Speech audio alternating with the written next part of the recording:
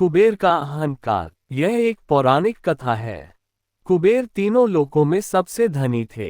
एक दिन उन्होंने सोचा कि हमारे पास इतनी संपत्ति है, लेकिन कम ही लोगों को इसकी जानकारी है। इसलिए उन्होंने अपनी संपत्ति का प्रदर्शन करने के लिए एक भव्य भोज का आयोजन करने की बात सोची। उसमें तीनों लोकों के सभी देवताओं को आमंत्रित किया गया।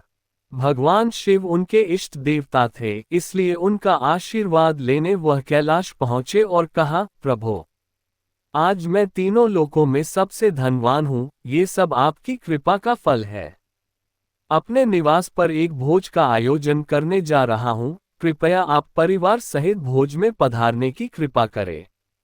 भगवान शिव कुबेर के मन का अहंकार ताड़ गए, बोले, वत्स, मैं कहीं बाहर नहीं जाता। कुबेर गिड़गिड़ाने लगे, भगवान, आपके बगैर तो मेरा सारा आयोजन बेकार चला जाएगा। तब शिव जी ने कहा, एक उपाय है।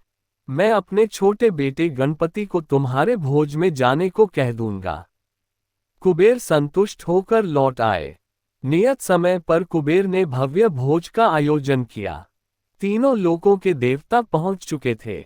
अंत में गणपति आए और आते ही कहा, मुझको बहुत तेज भूख लगी है। भोजन कहाँ है? कुबेर उन्हें ले गए भोजन से सजे कमरे में। सोने की थाली में भोजन परोसा गया। क्षण भर में ही परोसा गया सारा भोजन खत्म हो गया। दोबारा खाना परोसा गया, उसे भी खा गए।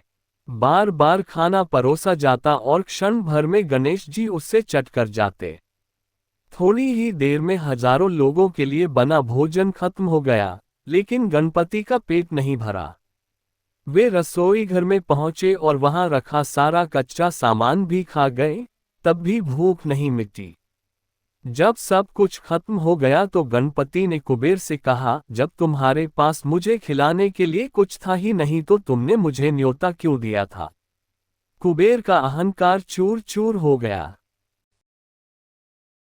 इसी भगवान की वीडियो देखने के लिए सब्सक्राइब करें चैनल को और बेल आइकॉन दबाएं।